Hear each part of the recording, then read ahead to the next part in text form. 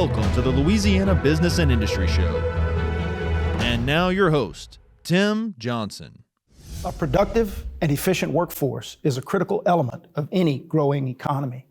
We'll visit with Dr. Monty Sullivan, president of the Louisiana Community and Technical College System, when we return on this edition of the Louisiana Business and Industry Show. Louisiana businesses, by partnering with your local community and technical college foundation, you're guaranteed a skilled, highly competent workforce, homegrown talent, trained specifically to meet your needs, whatever those needs are. Visit this website to learn more about how to partner with your local Louisiana Community and Technical College Foundation.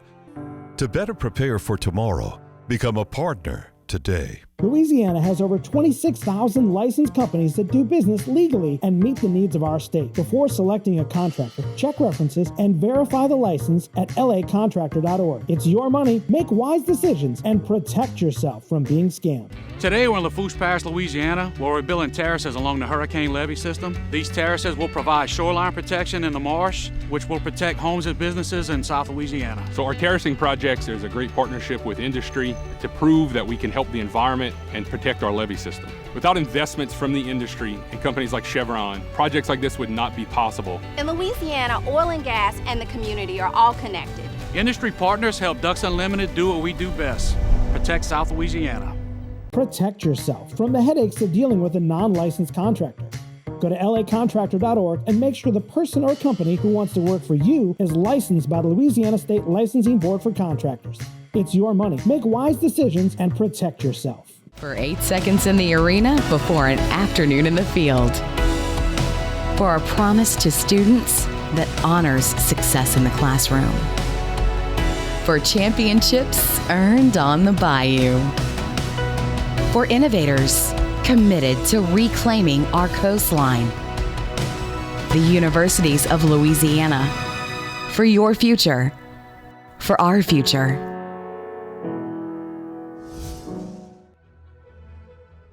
Welcome back to the Louisiana Business and Industry Show. Dr. Monty Sullivan, president of the Louisiana Community and Technical College System, is our guest. My friend, welcome back. Great to be with you, Tim. Always an honor. Well, it's an honor for me to have you.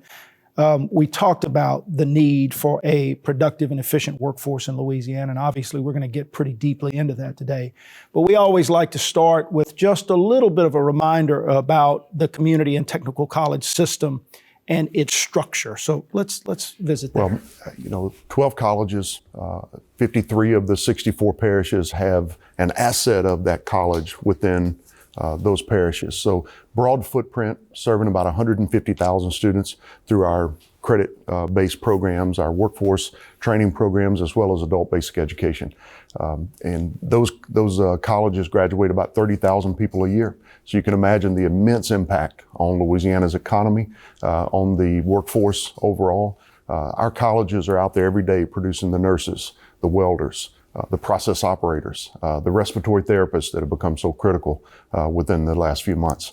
So, all of those are areas that I think are important to Louisiana's future, its health and its economy. Monty, I want to spend some time talking about preparing individuals for the healthcare fields as we go through today, because generally you and I spend a lot of time talking about the industrial sector. We'll get into that some, but I want to do that there. One of the things that is, I think, critically important that you guys have done a really nice job on, and quite frankly, you're always striving to get better at, is ensuring that you're connected to these regional economies in a way that makes sense for the job creators in that region. Talk a little bit about that, Monty. How do you do it? Obviously, we know why it's critically important, but talk about that process. Historically, it's been about leadership. The leader of the college sets the tone, and that leader is either engaged with the economy or maybe is not at times. That up and down, that rise and fall, has an uneven effect across time for people to have access to the kinds of programs that are going to allow them to make a living. What we have done is we have been able to make that part of the system. So in other words, regardless of leadership, we have a really strong policy set in place that said these are the programs that are going to get you a job on the market, that is going to allow you to take care of your families, pay taxes, be a contributing member of society. Now, those programs, if you look back to the Reboot Initiative from about a year ago, Governor John Bel Edwards carves out $10 million in discretionary funds, specifically aimed at short-term, high-value certifications. All of those certifications would fit within 5 pathways, because those are the 5 pathways that matter to Louisiana. So we've been able to put in place policy structures that make sure that there's alignment there back to what business and industry is looking for. You mentioned a program that we want to talk about later in the show, and that's the MJ Foster Promise program that I think is going to be transformative in its effect and as we go forward. But a couple of things that I want to talk about there. You mentioned, the number of colleges spread out across the parishes, all of these sites serving these rural communities, critically important. One of the things that's interesting to me is how you guys continue to do more with less. And here's what I mean by that. If you go back, I think it was about 2008, 2009, higher education in Louisiana was receiving about 70% of its funding from the state and about 30% of its funding from tuition and fees. That has flip-flopped today. As we sit here and we tape this show, higher education in Louisiana gets about 30% of its funding from the state and about 70% of its funding from tuition and fees. It's caused you to be creative, and the word you use is really market responsive. Talk about that. Sure. So if you look back at the 8-year period from about 2007-8 through about 2014-15, we saw the nation's largest disinvestment in higher education. That's the way it was framed by some. In fact, the way we talk about it is it forced us to become more market responsive. Now, what's really interesting about that, sort of 10, 12 years removed, is now we realize that market responsive also means subject to the market. Right. And in the midst of a pandemic, when you lose 20% of your enrollment, you are subject to the market. It's a really important point for us to understand. There's a reason states should invest in higher education, because what we're seeing play out on an international scale today, where global political forces are taking advantage of a lack of knowledge. When states don't offer post-secondary education, the masses are not able to participate in democracy. That's right. That's what we're seeing play out. They're not able to participate in economies. And so it's really important to us right now that our colleges are able to stand up, to continue to be responsive to the needs, but doing more with less, our colleges, is part of our DNA now. We just every single day get up and find ways to do more with less. And when we say do more doesn't mean just enroll more students. It means graduate more folks. I still think it's critically important from my perspective and in my opinion that the state fund higher education, in fact, education at all levels adequately. It's the only way we can demand excellence from it if we fund it to the degree that it needs to be funded. I think Governor John Bel Edwards had a great line. If you can always do more with less, eventually you can do everything with nothing. And I don't think that's the case. And you guys are making a heck of an effort. Well, it's at a point now of diminishing returns. Right. I think, some people would look at a downturn in enrollment, 20% downturn, and say, well, it's very simple. You just have to cut your expenses.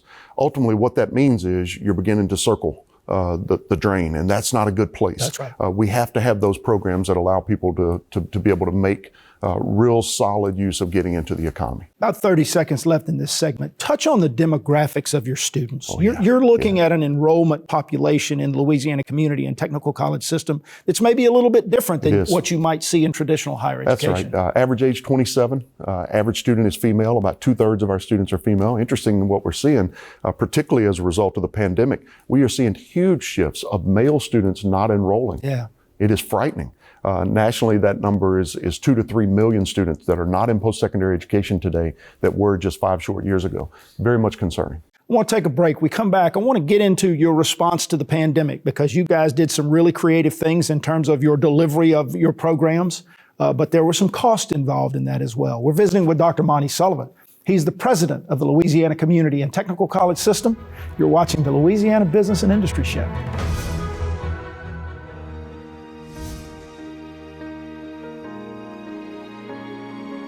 We are united in battle to defeat a microscopic enemy.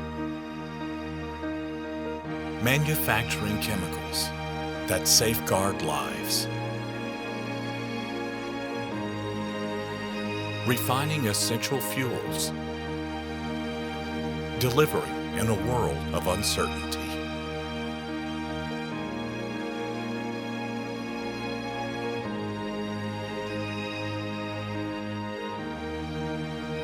Our creative energy is the force helping to keep families, the community, and each other safe. Together, we are Shell, the rhythm of Louisiana.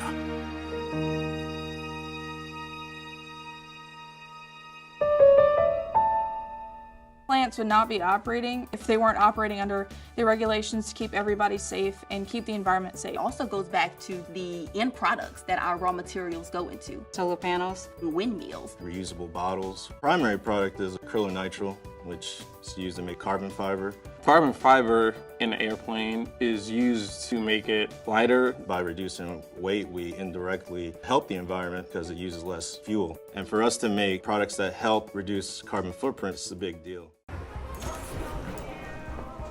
So, how can I help you today? Maybe you're looking for a bigger home. Maybe you have plans to grow your business. Or maybe all your plans have just changed. For the better. Whether you're planning for the future or just looking for a bank that cares about you. If you have a goal, let's make it happen. This is what you're looking for. Welcome back to the Louisiana Business and Industry Show. Dr. Monty Sullivan of the LCTCS is our guest. Monty, when we look at the population of students in your system, we're looking at two, distinct is not the right word, but two different sets of students. There are those who are in the program for transfer. Your tag is start here, go anywhere. And then there are those who might be there focused on a more specific job training or industrial certification type program. Some of those are longer programs, some of those are shorter term programs. But talk about the two types of students that you have at the system. So great question. Those are really sort of two sides of the mission, if you will, for community and technical colleges. What we're beginning to see now is a blending of these groups. But I'll walk through the two groups. In particular, we have a significant number of students who show up, particularly the younger crowd that shows up at community and technical colleges, about somewhere between 10, 12,000 a year that transfer on to a university here in Louisiana. So a broad population of folks that get their start local. Maybe they weren't prepared financially, whatever the circumstances were, they needed to attend the college locally to be able to continue to make progress. They transfer to the university, they complete the baccalaureate degree. It's a strong partnership.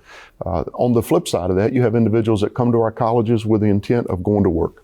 And they want to get through that credential as quickly as possible to get to work. And effectively what we say is those folks are there to get a diploma. They're there to complete a program. But it's the other piece of paper that matters more, and that's the W-2. That's what they're looking for, is to make a living. So those groups of students, what you're beginning to see, particularly from the older population, when I say older, I mean the 30 to 35-year-old who shows up at our college who wants the initial certification in maybe a 6 or an 8 or 12 week time frame. They finish that certification, they go off to work, they come back, they pick up a second certification, they come back a third time, finish the associate degree, and at some point, someone at work says, there's a mid-management opportunity.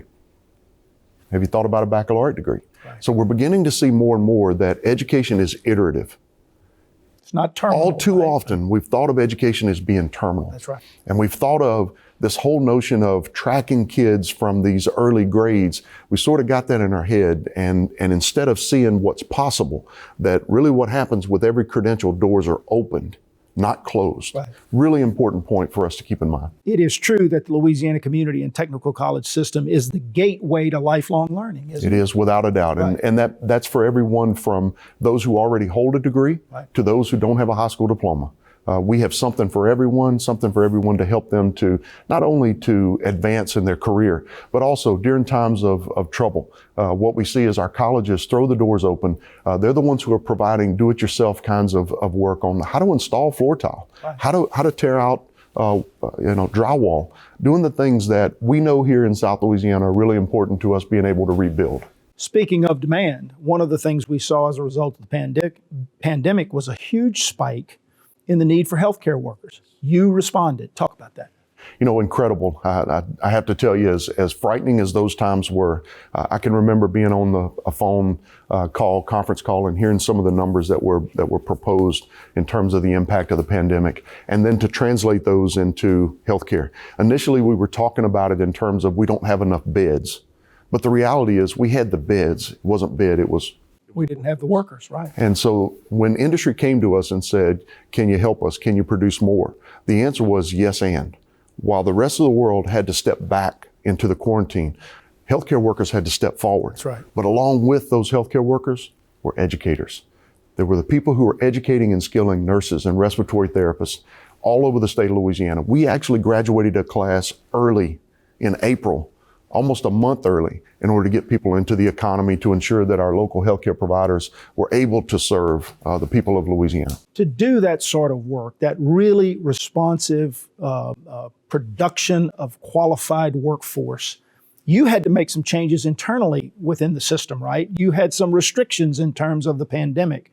Talk about those, but also talk about the additional cost that the system had to bear because of the fact that you were trying to educate during a pandemic. Sure. Scale matters in this discussion, right? So when you begin to talk about needing 6,000 nurses, what we know happens on the backside of the market is it creates huge demand and then huge numbers in terms of salaries. When we look at what many of the agency nurses are being paid in the midst of a pandemic, we're hearing things from Congress, proposals that would cap salaries, which is really almost unheard of in this country. So all of those say to me that this is a national issue. It's one that we have to continue to be prepared to produce. Unfortunately, what we're also seeing on the other side of the ledger is more and more healthcare providers that are stepping away. The Great Resignation is impacting healthcare disproportionately. As a result of that, producing new healthcare providers becomes even more important. With 6,000 nursing vacancies, we have to look around and ask the question, not how do we produce a workforce, but how do we prevent a public health crisis? That's right. That's what is critical for everyone to understand, is that we placed ourselves in a point of exposure as a state by not producing enough healthcare workers. It's time for us to begin to refocus our efforts. Whether you're in industry, whether you're in healthcare, whether you're in any other specific element of the economy, capturing the hearts and minds of young people is critically important. You have to be able to recruit. You have to be able to recruit mid-career folks who might want to change. About 45 seconds left here.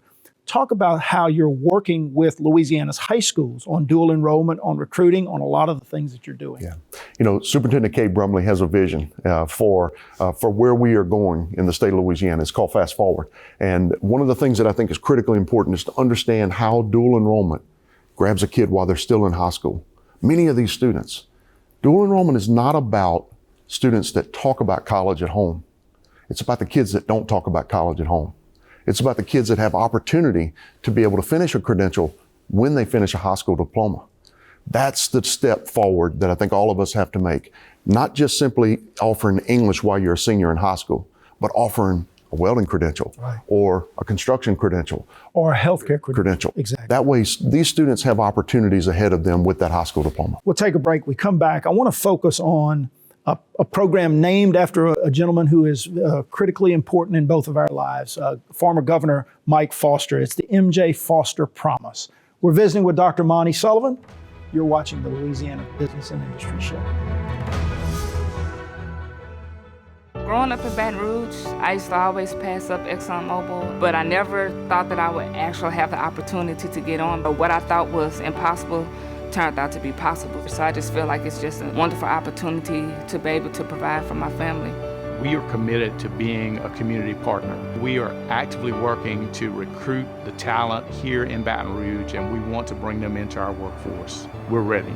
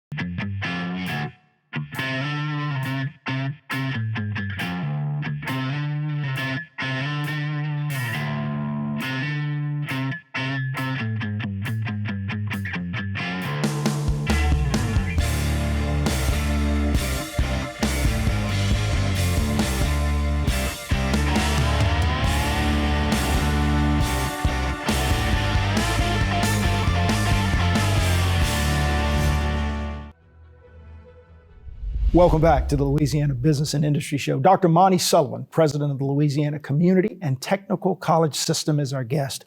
Monty, a gentleman that was very impactful in both of our lives personally, former Governor Mike Foster, God rest his soul, had a huge impact on education in Louisiana. He is generally considered to be the father of the current community and technical college system in Louisiana. Talk a little bit about that history, Monty, and then let's get into this M.J. Foster promise that you believe can be transformative in terms of workforce preparation in Louisiana. No question. Governor Mike Foster is the father of our community and technical college system, and I tell you, what a gentleman. Over the years, I had an opportunity to get to know him and to talk with him about his vision and to go to work every day and live the vision that this gentleman created has been very special for me. And so when this idea came along that we would invest as a state to allow adults to be able to attend post-secondary education to get the credential that they need in order to go into the economy, there was no other name that could possibly have been used except for the M.J. Foster Promise Program. Talk a little bit about how that works. I mean, it's basically a free certificate or a scholarship for those adults in the economy to come back, be retrained, be initially trained, but have the opportunity to gain the kind of education and training that is critical for them to participate successfully in the economy. You're right. So, in this state, we've done a really nice job of funding merit-based aid. It's called TOPS. Right. The problem is you can only access it if you're about 18 years old. But yet we have 1 million people in the state of Louisiana with some, either high school diploma or less. Right. They need the credentials. And so the idea here was to provide resources for that group to be able to go to college. You qualify for those resources by being, under a certain cap, which is 3 times the state poverty level, which means a broad cross-section of people across the state qualify. You have to be 21 years of age. So it very specifically is saying to adults, here's your opportunity. There is no age cap. And so we're offering credentials that allow people to be able to go from one place in life, personally, financially, socially, to a whole range of new opportunities that weren't there previously. Those of us who have been blessed with opportunity across time maybe take that sort of thing for granted, but you think about the impact that this sort of program can have, not just on Louisiana's economy, but more importantly on families, on lives. It can be transformative, and we know we see it. Another thing you guys are tracking is this workforce Pell at the national level. Talk a little bit about that. Tim, 8 years, you and I together have worked on this for a good number of those 8 years, trying to push for Congress to recognize that short-term credentials matter across the economy of this country. Particularly it matters in places like South Louisiana, where we see so much of the industrial construction industries that are turning to industry-based certification. In addition to that, healthcare obviously is another great example. So those shorter term credentials are important to adults to be able to take a step away from 2 minimum wage jobs with no benefits to try to find a career that allows them to have 1 full-time job with benefits, to be able to find the American dream. And so as folks now have that opportunity to step forward, Workforce Pell allows the nation's #1 talent fund, which is the Pell Grant, to be used for those shorter term credentials. I told you a second ago, people are interacting with higher education differently than they have historically. It's not a 4-year degree and then go off into the world and succeed so often. It's more so an iterative kind of approach. We have to provide that initial on-ramp for so many people to get that initial credential. That's what we're describing with Workforce Pell. As we mentioned before, the community and technical college system being the gateway to lifelong learning. I want to hit 2 things before we wrap up in the little bit less than 3 minutes we have left. One is Stephen Waguespack, president and CEO of the Louisiana Association of Business and Industry, was our guest last week. And he said that for LBIS, this is the time that we turn our attention to transforming education in Louisiana. We know about the poverty in our state. We know about the economic impact, the social impact, the personal impact that poverty has in Louisiana. Stephen is calling for sort of a moonshot approach. President Kennedy said in the early 60s, by the end of this decade, we want to land a man on the moon and bring him home safely. We need that same sort of energy to transform education in our country and particularly in our state.